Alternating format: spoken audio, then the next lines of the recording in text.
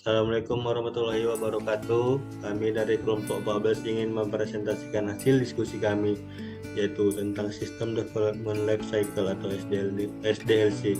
Sebelum kami mempresentasikan hasil diskusi kami terlebih dahulu ingin memperkenalkan diri.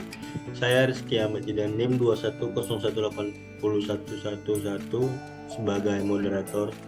Ada Vika Maulida 210180069 sebagai pembaca. Ada Amna Yusro 210180020 sebagai pembaca. Baik, selanjutnya kami ingin mempresentasikan hasil diskusi kami. Pertama, ada 5 tahap perputaran pada SDLC, yaitu 1. Tahap perencanaan, 2. Tahap analisis, ketiga tahap rancangan, keempat tahap penerapan, dan terakhir tahap penggunaan. 1. Tahap perencanaan merupakan tahap awal dari pengembangan sistem. Tahap ini bertujuan untuk mengidentifikasi dan memprioritaskan sistem informasi apa yang akan dikembangkan, sasaran-sasaran yang ingin dicapai, jangka waktu pelaksanaan, serta mempertimbangkan dana yang tersedia dan siapa saja yang melaksanakan. Tahap perencanaan menjadi penting karena permasalahan yang sebenarnya didefinisikan dan diidentifikasi secara rinci. Langkah-langkah tahap perencanaan seperti berikut ini. 1. Menyadari masalah.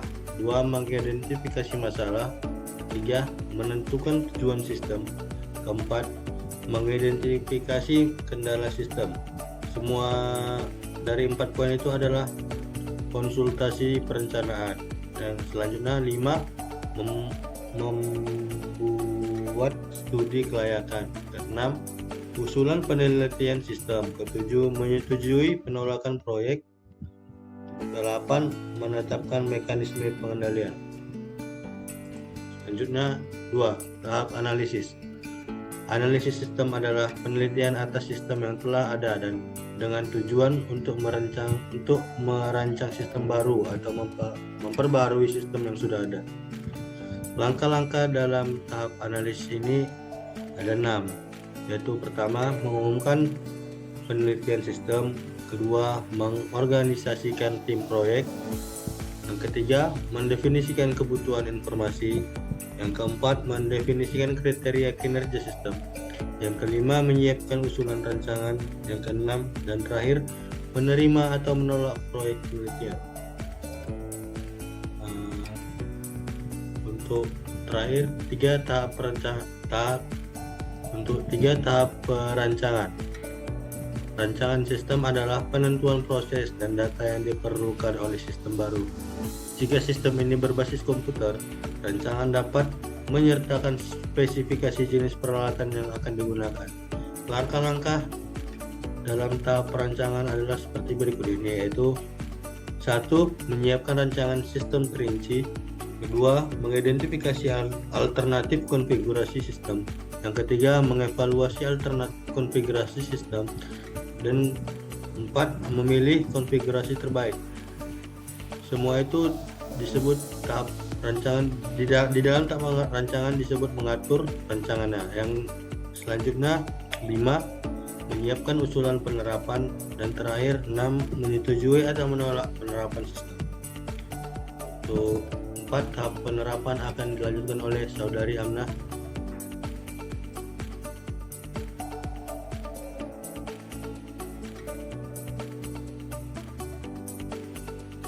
Baik, terima kasih kepada moderator. Selanjutnya saya akan menjelaskan tentang 4 tahap penerapan.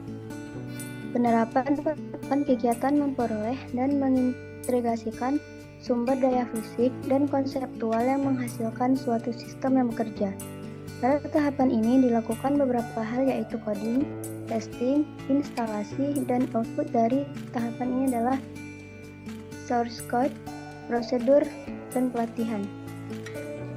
Langkah tahap penerapan. Yang pertama, merencanakan penerapan. 2. Mengumpulkan penerapan. 3. Hardware. 4. Software. 5. Siapkan database. 6. Siapkan FS fisik. 7. Mendidik peserta dan users. 8. Siapkan usulan ganti sistem. 9. Menyetujui atau menolak penggantian sistem baru. 10. Ganti sistem baru.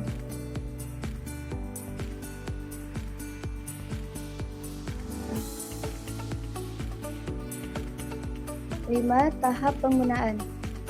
Tahap penggunaan memiliki 3 langkah. Yang pertama, menggunakan sistem. Pemakai menggunakan sistem untuk mencapai tujuan yang diidentifikasi pada tahap perencanaan. Yang kedua, audit sistem. Setelah sistem baru mapan, penelitian formal dilakukan untuk menentukan seberapa baik sistem baru itu untuk memenuhi kriteria kinerja. Studi semacam ini disebut dengan penelaahan setelah penerapan dan dapat dilakukan oleh seseorang dari jasa informasi atau oleh seorang auditor internal.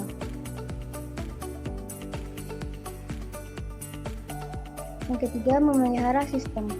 Selama manajer menggunakan sistem, berbagai modifikasi dibuat sehingga sistem terus memberikan dukungan yang diperlukan. Modifikasi ini disebut dengan pemeliharaan sistem. Selanjutnya, alat pengembangan sistem yang akan dilanjutkan oleh Saudari Vika.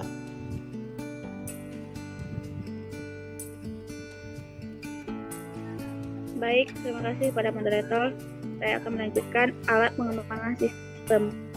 Bagian alir dokumen atau mapping chart merupakan bagian alir yang menunjukkan arus dari laporan dan informasi atau dokumen. Ini adalah contoh dari bagian alir dokumen.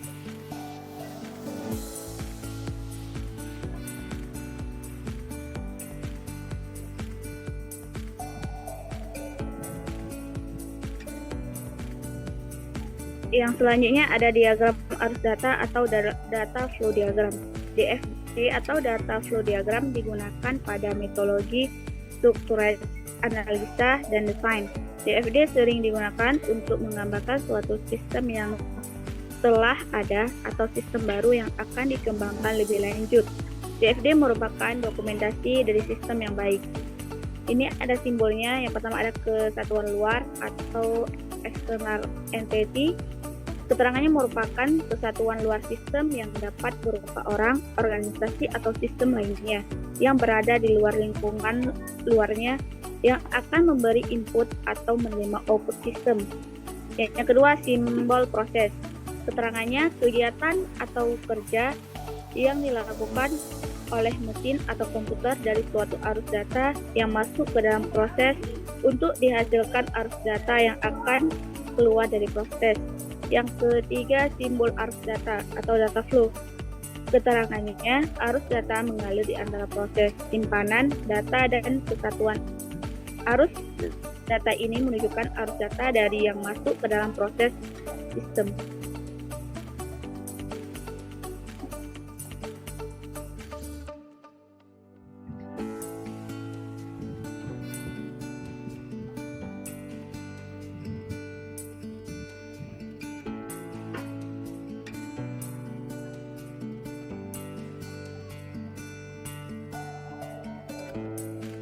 Selanjutnya ada kamus data file atau data dictionary.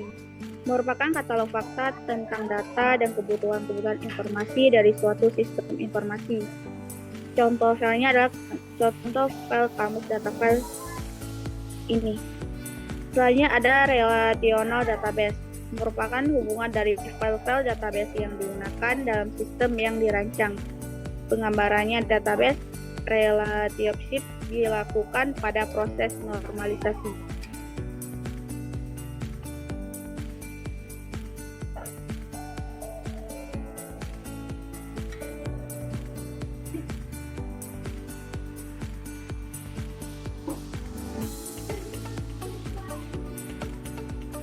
Selanjutnya ada konteks diagram. Konteks diagram merupakan diagram yang dapat menggambarkan hubungan berkaitan antara sistem dengan pihak-pihak di luar lingkungan sistem dan posisi sistem dalam lingkungan tersebut. Pihak-pihak tersebut merupakan pihak-pihak yang membutuhkan informasi data bagi sistem.